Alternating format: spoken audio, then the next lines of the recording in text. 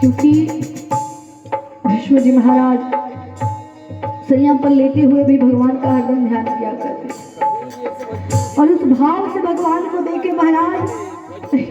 भाव से देखने का मतलब कि जब भक्त भाव से देखता है तो भगवान को भी रहा नहीं जाता। जानते हैं भक्तों के आंखों में अश्रु तब आते हैं, भगवान के लिए भक्तों के आंखों में अश्रु तब आते हैं जबकि भगवान की आंखों में भक्तों के लिए आंसू आते हैं। जिस दिन भगवान याद करते हैं ना उस दिन जैसे कि एक होता है ना कि बालक जब किसी बालक को उसके परिवार वाले याद करें तो उसका मन नहीं लगता, खिन्न हो जाता है, मन रोने लगता है। इसी प्रकार जब भगवान हमें याद करते हैं तो हमारा भी मन नहीं लगता। जिस दिन भगवान अपने आंखों से अश्रु अपने भक्तों के लिए निकाले उस दिन उस भक्त के भी आंखों से आंसू निकलने लगते हैं। भीष्म जी महाराज रोने लगे और रोते हुए देख करके हमारे कन्हैया भी रोने लगे। इतनी हमारी दयालु है कन्हैया। भीष्म जी कहते हैं दशा मुझे देने की भगवान,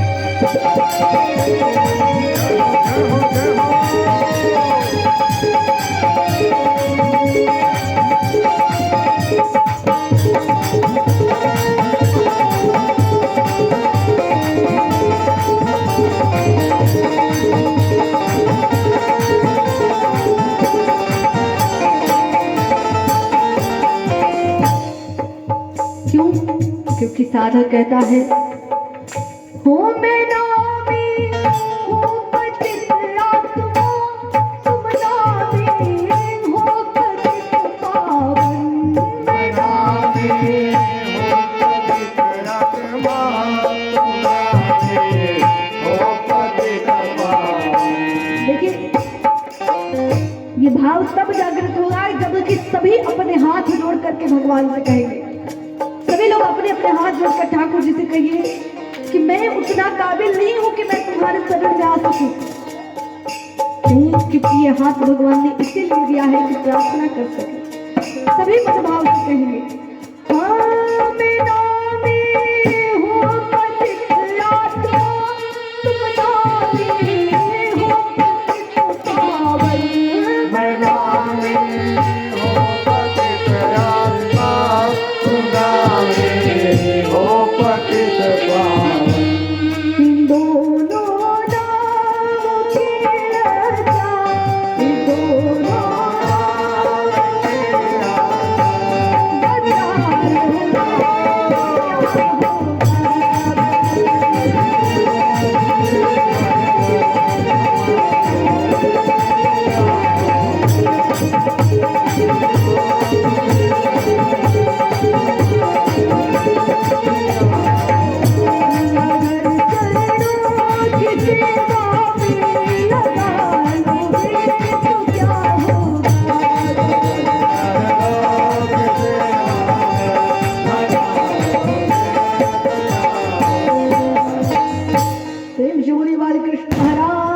की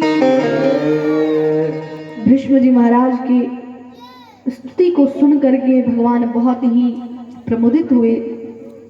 भीष्म जी महाराज कहे कि आप तो सर्वत्र है महाराज, आप जैसा तो कोई नहीं है। अब मेरे इस प्राण रूपी पक्षी को आप अपने चरणों में जगह दे दिए सरकार, क्योंकि ये शरीर आप ही के नाम का है। भगवान ने उनकी विनती को स्वीकार किया। भगवान विष्णु, भगवान श्री कृष्ण भगवान उनके सामने जा करके विष्णु पिता के सामने समक्ष खड़े हो गए। विष्णु पिता अपने नैनों को खोले, बोले कि सरकार ऐसे नहीं, मुझे ऐसे दर्शन नहीं चाहिए। कन्हैया बोले कैसे दर्शन चाहिए? आइए हम सब भी मानसिक रूप से, अपने मन से, अपने ध्यान से भगवान का दर्शन करें, जिस प्रकार भीष्म जी महाराज दर्शन करते हैं। भीष्म जी महाराज कहते हैं कि हमें ऐसे दर्शन नहीं चाहिए, हमें तो वो दर्शन चाहिए जो कि आपने सबको दे करके टाल दिया है। हे ठाकुर जी, मुझे अपने चतुर्भुज रूप में हमें दर्शन दे दिए सरकार। भगवान उनकी विनती को स्वीकार किए। तत्क्षण भगवान अपने विराट स्वरूप को लिए। भगवान का स्वरूप इतना सुंदर कि उनके चरण कमल महाराज खिलने लगे। भगवान विराट स्वरूप में हो गए, स्वरूप में इतना बड़े हो गए कि भीष्म पिता की नजरें जब उठी तो भगवान का सिर दिख ही नहीं रहा था, क्योंकि ठाकुर जी का विराट स्वरूप जो है वो सभी लोकों से ऊपर चला जाता है। भगवान का स्वरूप जब देखे तो विष्णु पिता उनके चरणों कमलों को ध्यान देते हैं, क्योंकि भक्त पहले चरणों को देखता है भगवान के। विष्णु पिता चरणों में देखे, चरणों में जब देखे तो क्या देखे कि सुंदर पराग के समान कोमल चरण, इतने कोमल कि मानो महाराज अगर हमारी नखों से, हमारी उंगलियों से स्पर्श हो जाए तो उस सुंदर से कमल को ठेस कहीं चोट ना लग जाए, इतने कोमल। भगवान ने विराट स्वरूप का दर्शन कराया। तुरंत विष्णु पिता ने अपने प्राण रूपी पक्षी को अपने शरीर से त्याग करके, अपने शरीर से निकाल करके और भगवान के चरणों में अर्पित कर दिया। प्रेम से बोलिए बाल कृष्ण महाराज की। विष्णु भगवान के चरणों में भीष्म पिता की आत्मा जाकर के लिप्त हो गई, क्योंकि इस संसार में जितने भी प्राणी हैं सभी की आत्माएं उनमें में ही मिलने वाली है। आत्मा परमात्मा में ही मिल जाती है। विष्णु पिता सीख दिए युधिष्ठिर जी को कि भगवान की जो बात है उसे मानो, भगवान जैसा कोई नहीं है, जो भगवान की वाणी है वही सर्वोपरि है। युधिष्ठिर जी महाराज समझे। वहां से कृष्ण भगवान युधिष्ठिर पांचों पांडवों को लेकर के राजमहल में पधारे और राज सिंहासन पर युधिष्ठिर जी महाराज को विराजमान कर दिया। अब भगवान श्री कृष्ण जो है वो जाने के लिए माता कुंती के पास गए कि भैया बहुत दिन तक आप लोग के साथ रह चुके हैं, अब मैं अपने द्वारिकापुरी में जाना चाहता हूँ, वहां के लोग की कैसे है, क्या है, किस भाव से है, सबको देखना चाहता हूँ। भैया ने कहा अरे कन्हैया अभी कहाँ रहे हो, अभी मत जाओ, थोड़ा देर रहो। बोले नहीं भैया अब तो आप लोग को सब मिल गया, सब बंद, अब मैं जाना चाहता हूँ। इतना सब कह करके भगवान चलने की तैयारी बना ली। भगवान जब चलने लगे तो सब विदा करने के लिए जितने भी पांचों पांडव थे, जितने भी वहां परिकर थे, सब लोग बाहर आए। कुंती मैया, द्रौपदी मैया सब साथ में आए। भगवान का रथ इस प्रकार तैयार था जैसे मानो महाराज सूर्य खुद उस रथ में विराजमान हो, उनकी शोभा को बढ़ाने के लिए। भगवान का रथ चमक रहा था। भगवान पीतांबर वस्त्र धारण करके आए। मैया से बोले कि माँ अब मैं जाने की आज्ञा चाहता हूँ, बहन मैं अब जा रहा हूँ, तुम लोग खुशी संपत्ति के साथ हैं। ठाकुर जी सबको संडावना दे करके वहां से चल रहे। जब भगवान एक चरण अपना रखे रथ पर तो तुरंत कुंती मैया रोने लगी। जब भगवान जाने लगे तो कुंती मैया के हृदय से आए, अरे नहीं मेरा कन्हैया इतने दिन तक मेरे साथ रहा, आज वो चले जाएंगे। तुरंत कुंती मैया बोले कि नहीं सरकार ये मत करो हमारे साथ। कौन? अरे बुआ क्या हुआ, क्या कर, क्यों रो रही हो आप? अरे जो आता है उसे तो जाना ही होता है। बोले कि नहीं कैसा जाना, तुम क्यों जा रहे हो? तुमने मुझे ये सब कुछ तो दिया, क्या तुम इसलिए छोड़कर जा रहे हो? एक बात बताओ कन्हैया, अगर तुम्हें हम लोग के साथ दुख में रहना था तो मुझे वो दुख दे दो, तुम मुझे वो सुख की लालसा नहीं है। अरे मैं उस सुख लेकर क्या करूंगी जिस सुख में तुम मेरे साथ ना हो।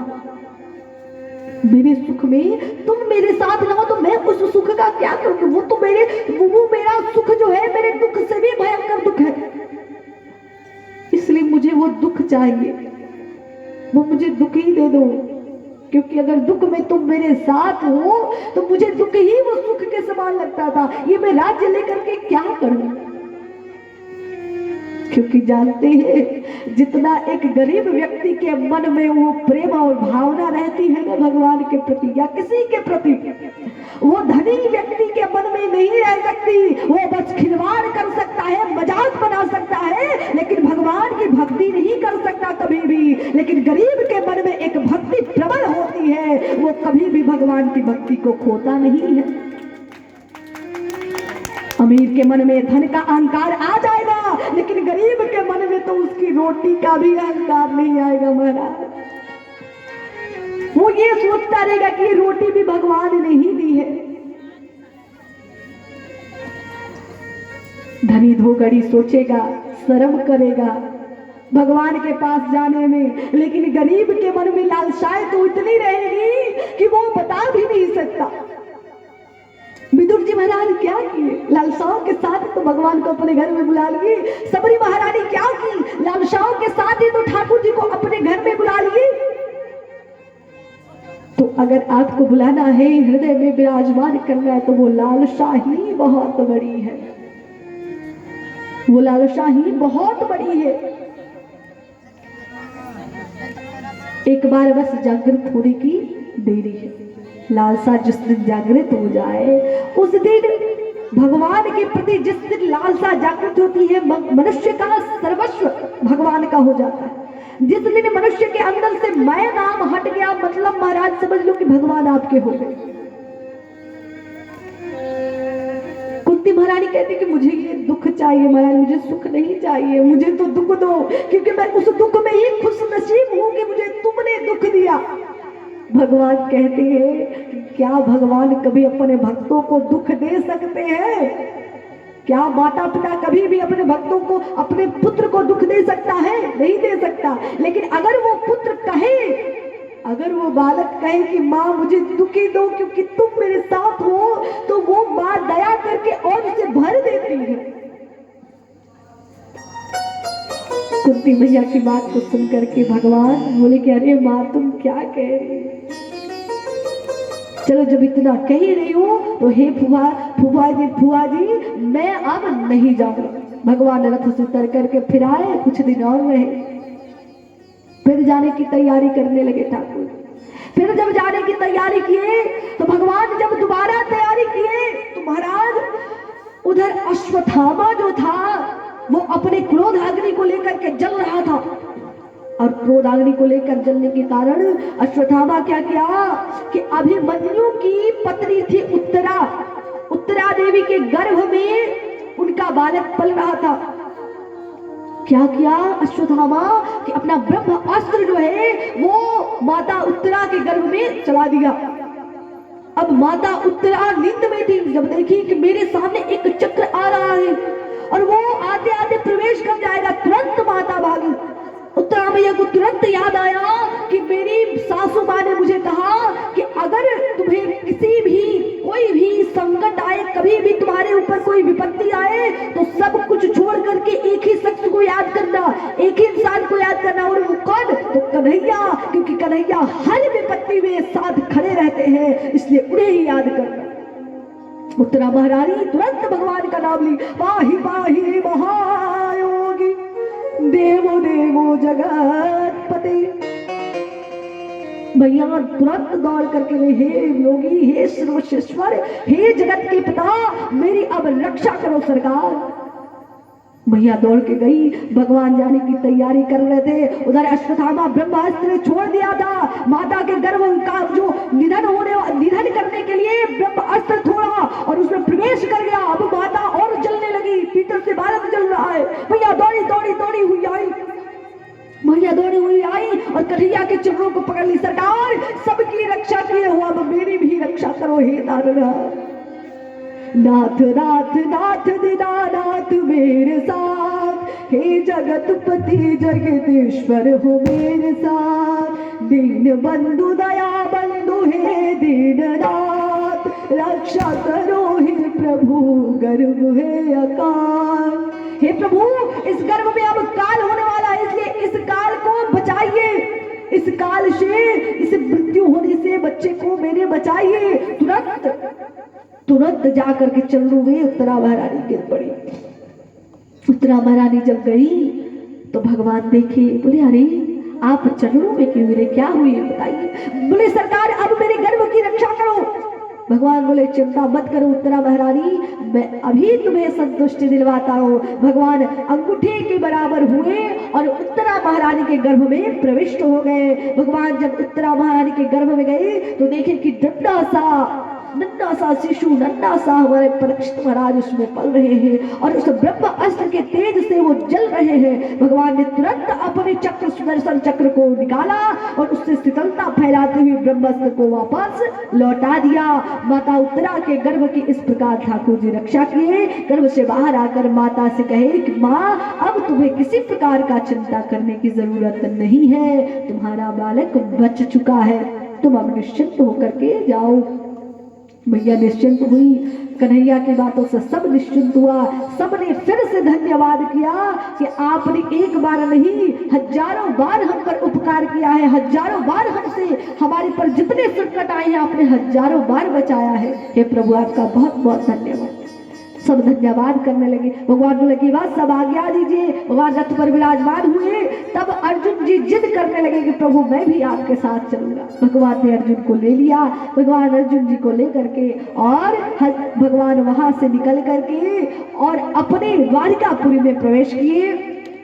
इधर सभी सुखी पति के साथ रहे। भगवान द्वारिकापुरी में गए तो वहां जा करके अर्जुन के साथ विहार किए, सब जगह अर्जुन को घुमाए। अर्जुन अब कहे कि प्रभु अब मैं अब जाना चाहता हूँ। अर्जुन जी महाराज प्रभु के पास वहां से लौट के आने लगे। जब अर्जुन जी महाराज लौट रहे थे तो उनका सामना कोल भीलों से हो गई।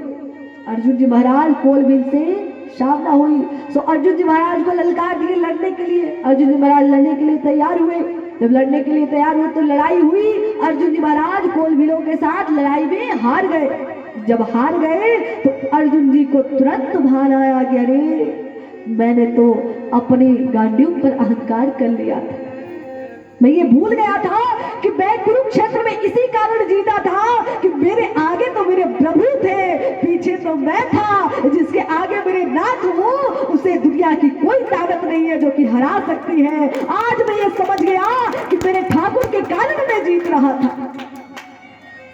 आंखों में आंसू लेकर के अर्जुन जी महाराज वहां से चल दिए। यहाँ पांडव जो युधिष्ठिर थे महाराज वो सोच रहे थे क्या हुआ है, आज मेरा मन नहीं लग रहा है। युधिष्ठिर महाराज चिंतित हुए थे। युधिष्ठिर महाराज देख रहे थे रास्ता की क्या हुआ है, कोई खबर, कुछ लग रहा है किसी की तबीयत खराब है, क्या हुआ। तब तक अर्जुन जी महाराज घर में प्रवेश किए।